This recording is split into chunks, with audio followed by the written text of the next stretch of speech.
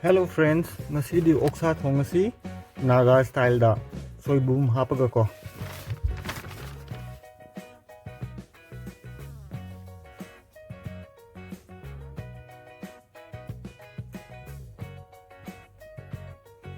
Oksa kilo ama laure. Blanch minute ahum khak hana toktoksi.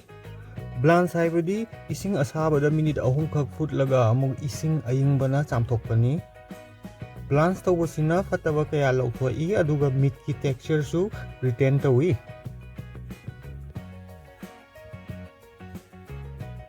Chaphu dagi ising haido pigraga aduga fry tawa horasi mayam fry tawise thau hapte ko thum so hapsan biro apamba changda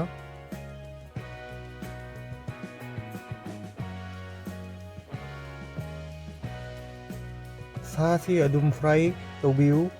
minute tara mangamuk medium heat ta minute tara mangamuk leiraga sizzling tawusu haure masagi thau thopasu haure aduna ising asaba haijilasi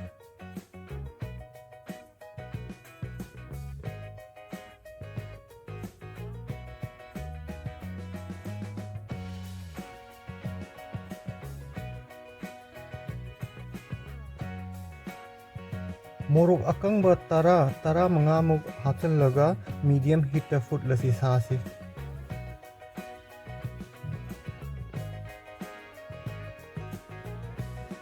pungkhai amamuk leiraga morok adu lauthoaga amuk fajana mekhairaga amuk hapsinlasi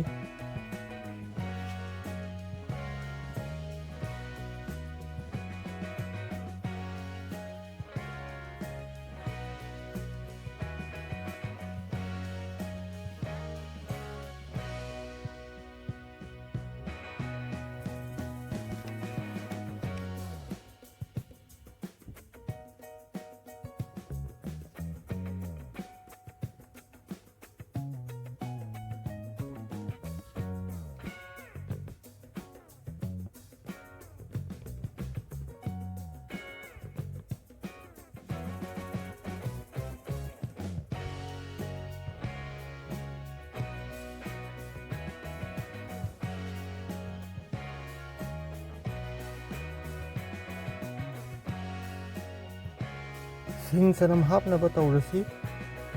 aidi sing inchi ani muk sangba aduga chanamna achouba maru manga mu hape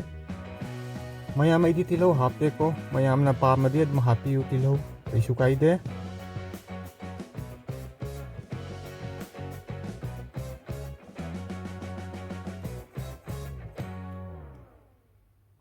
sing sanam phajana sugairaga hapsalasi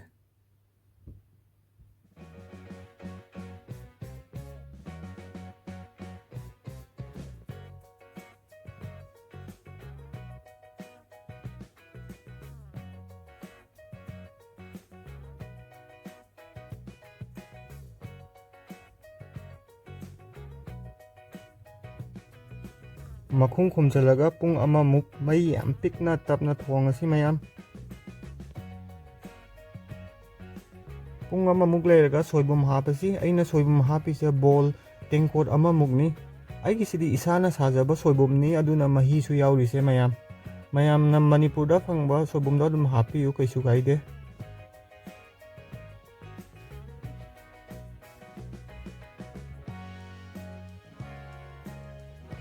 Makhum khumjalaga amuk mai yam pikna pungkhai amuk thongkisi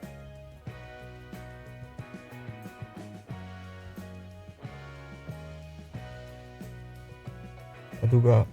pungkhai amuk leiraga awa phadigom so hapsilasi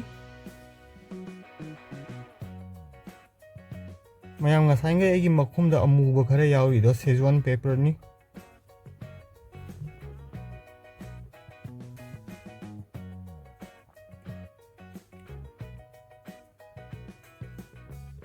Szechuan pepper sahalaga thambani makhumda ngasainga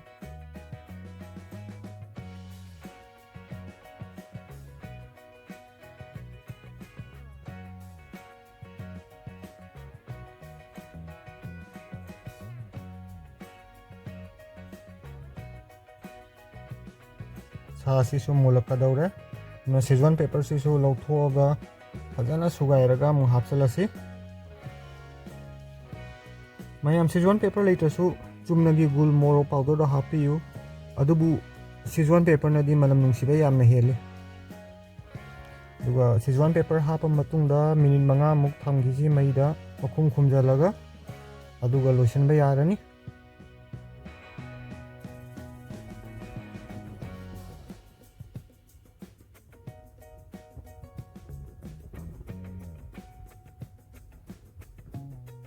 ꯁꯥꯁꯤꯁꯨ ꯃꯨꯜꯂꯦ ꯐꯖꯅ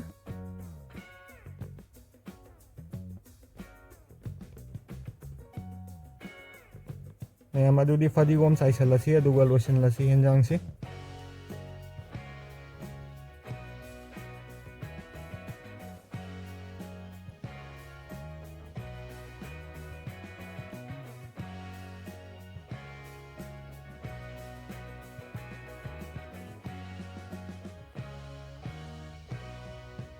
ꯑꯗꯨꯗꯤ ꯆꯥꯅꯕ ꯍꯧꯔꯁꯤ ꯏꯆꯤꯟ ꯏꯅꯥꯎ ꯃꯌꯥꯝ